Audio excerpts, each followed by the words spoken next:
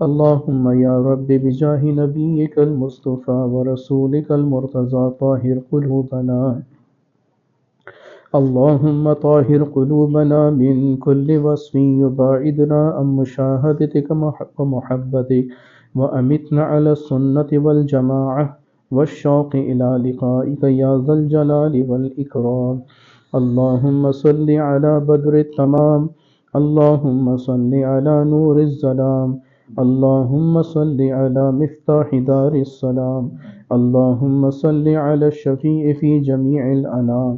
اللهم لا تدع لنا ذنبا إلا غفرته، ولا هما إلا فرجته، ولا دينا إلا قضيته، ولا مرضا إلا شفيته، ولا حاجة من حوائج الدنيا والآخرة إلا قضيتها يا أرحم الراحمين. اللهم لا تفرق جمعنا هذا إلا بذنب مغفور، وسعي مشكور، وتجارة لن تبور، يا عزيز يا غفور، ويا عالم ما في الصدور. ربنا لا تزغ قلوبنا بعد إذ هديتنا وهب لنا من لدنك رحمة إنك أنت الوهاب. ربنا لا تؤاخذنا إن نسينا أو أخطأنا، ربنا ولا تحمل علينا إصرا كما حملته على الذين من قبلنا، ربنا ولا تحملنا ما لا طاقة لنا به، واعف عنا واغفر لنا وارحمنا أنت مولانا فانصرنا على القوم الكافرين. اللهم اهدنا فيمن هديت، وعافنا فيمن عافيت، وتولنا فيمن توليت، وبارك لنا فيما أعطيت، وقنا شر ما قضيت، إنك تقضي ولا يقضى عليك، نستغفرك ونتوب إليك، تباركت ربنا وتعاليت. اللهم هذا إقبال ليلك وإدبار نهارك وأصوات دعاتك، فاغفر لنا يا غفور، فاغفر لنا يا غفور. ربنا آتنا في الدنيا حسنة وفي الآخرة حسنة وقنا عذاب النار. وصلى الله وسلم على رسوله النبي الكريم وعلى آله وأصحابه أجمعين. آمین برحمتک یا ارحم الراحمین۔ اللہ کو ہر دم یاد کر، اس نام سے دل شاد کر۔